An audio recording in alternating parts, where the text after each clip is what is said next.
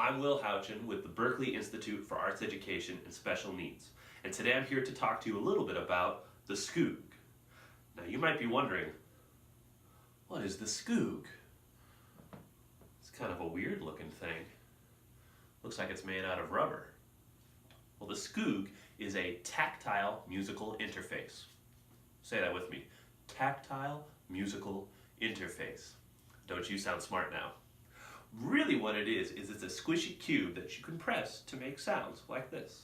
Ooh, that's nice. Now, the Skoog itself isn't making the sound.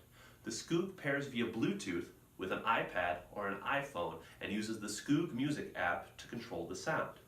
It can also be paired with apps such as GarageBand or ThumbJam or countless other music making apps on the iPad in order to change the sounds that you create. So today we're going to figure out how they work, how to get them going, and how to make music with the Skoog.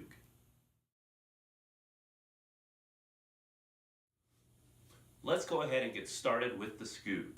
I've got my Skoog here, I've got my iPad, and on the iPad is the Skoogmusic app, and those are the three things that we're going to need to go ahead and get started. Now, to turn the Skoog on, I'm going to go under the Skoog, and I'm going to find the power button right there, and I'm going to tap it once real quick like that. You should see a green indicator light now has come on. It says the Skoog is on. If I tap that button again, it will now set it up to be paired via Bluetooth. I go over to my Skoog app, I tap the Skoog icon on the top left corner. I find my bold Skoog that says it's not connected. I tap on that, and in just a few seconds, they're paired. Now the first thing that the Skoog does when it pairs is it calibrates itself. It's important not to touch the Skoog while it's calibrating so that it can adjust properly so that when you play it, you don't run into any issues. If when you are playing it, it starts to respond funny or it's making sounds without being touched or not responding at all, just hit the calibrate button on the app and it'll sort of reset itself. Make sure that it's on a flat surface and not being touched or moved while that's happening. And now our Skoog is connected and ready to make some sounds. Just like that. Now let's try some of the sounds we can make with the Skoog app. The default sound is the classic synth and it sounds like this. But if we want to try something else, we go to the guitar icon in the top left and we look at our other options. We've got modulus, ice, moon synth, dubstep bass, car plus string, flute, the breath bass. I think I'm going to click on that breath bass.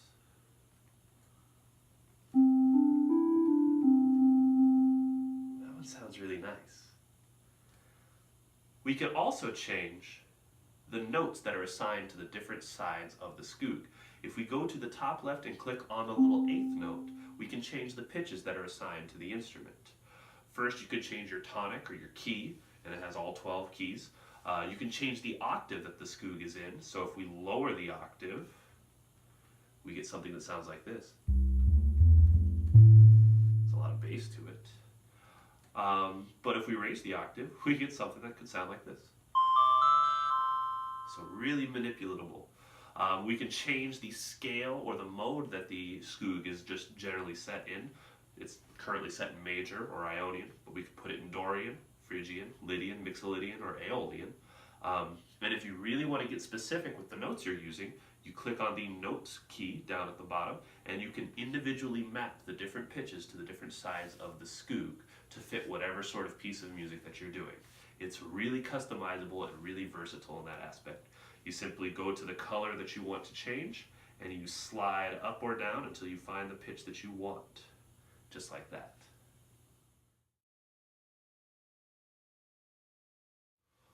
One of the features of the Skoog app is the Skoog songbook, which has a bunch of pre-selected songs already written out in Skoog notation to get you playing right away. To access the songbook, we're going to click on the little book icon in the center at the top, and we have a list of songs that we can choose from. I'm going to try some Jingle Bells. As you can see, I've got the little colored icons. The longer the icon, the longer you play it for. So let's see how this sounds.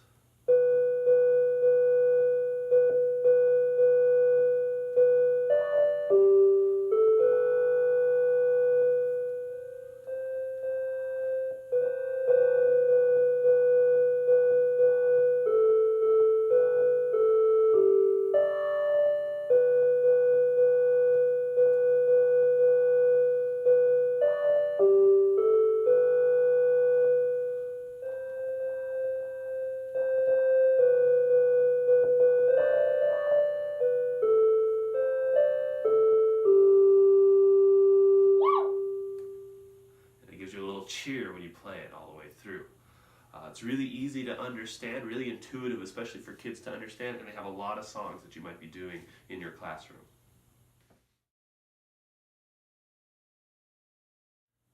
Another fantastic feature of the Skoog app is its playalong function, and that's accessed through the eighth notes with the little plus sign up here in the middle. Now, this playalong function will pull tracks from either your iTunes library that is on your iPad or your Spotify playlists that are also on this iPad. It will pull them into the app, it will auto-detect the key and auto-map the Skoog to put it in that key so you can play along. Obviously, some songs work a little bit better than others, but this is a great way to get students improvising along with music that they already know in a really, really, really low-risk environment. So I'm going to go into here, I'm going to go into one of my Spotify playlists that just has some 12-bar blues.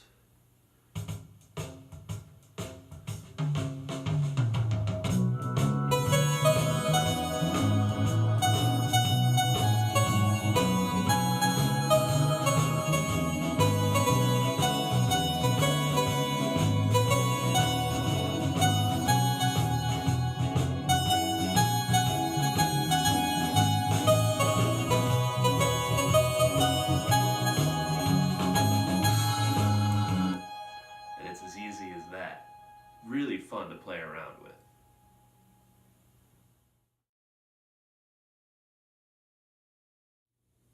The Skoog is a very versatile instrument with just its standalone app. However, when we pair it with other music making apps on the iPad, we can really open up the possibilities.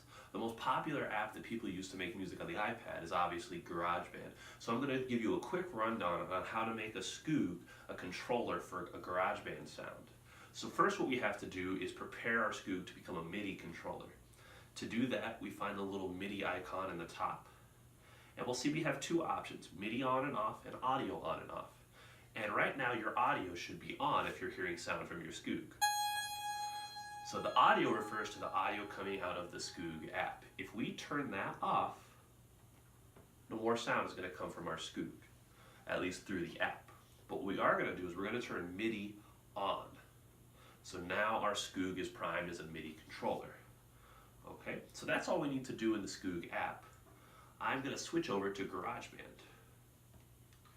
Now in GarageBand, I'm just going to create a new project right now to get us started. And I'm going to start by using a keyboard because there's a lot of different keyboard sounds we can use and it's kind of fun to play around with. So we've got our keyboard set up. Now if I did this right, well, there's one more thing to check first, sorry. If we go up to the wrench in the top right corner of GarageBand, we're going to go down to Advanced. We need to make sure some settings are set up for us. The first setting you should see that is set up is that Run in the Background is on. Run in the Background is on. If that's off, just go ahead and click that on so it's ready to go. It might say, be careful about this. You're good to go. Then we also want to do Use with Music apps. Obviously the Skoog is a music app, so we click on that. And then we just want to double check that our Bluetooth MIDI device is down at the bottom. Double check that your Skoog is still showing up as connected. If it is, you're good to go. And fingers crossed, if we have our running in the background on, our Use with Music apps, and our Skoog is still connected, and our Skoog app is set up right, we should be able to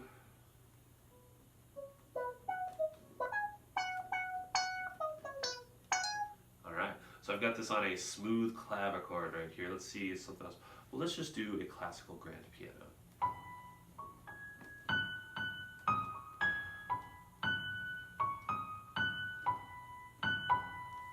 Now, the great thing about iOS 11 and the iPad, if you have it, is you can do multitasking.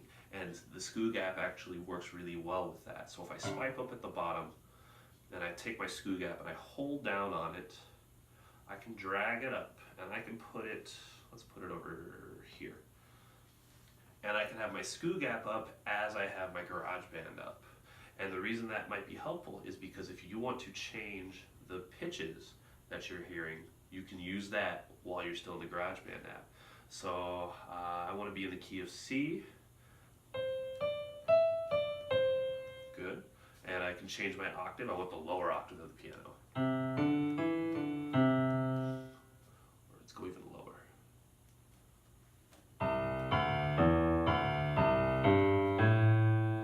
That's really cool. If I go click on my classical grand, I've got all these other sounds I can get. Let's try a synth bass. Exoplanet, that one seems cool.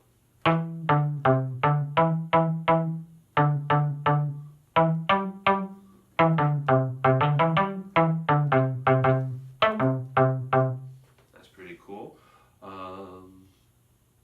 Synth pads, Moonrise.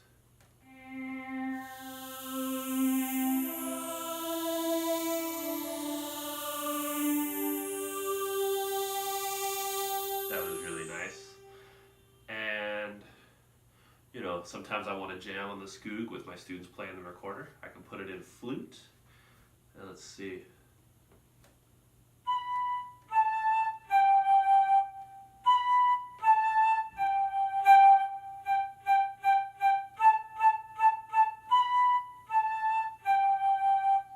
Pretty fun.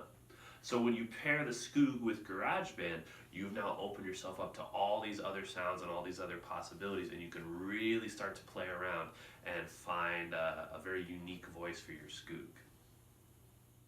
I hope this video has inspired you to check out the Skoog and see how it can best benefit your music program and your students. The best way to do that is to find one and play around with it and see how you can fit it in with your instruction. I think the only way to finish this video is with a little music from our friend Beethoven, and with the Skoog, of course.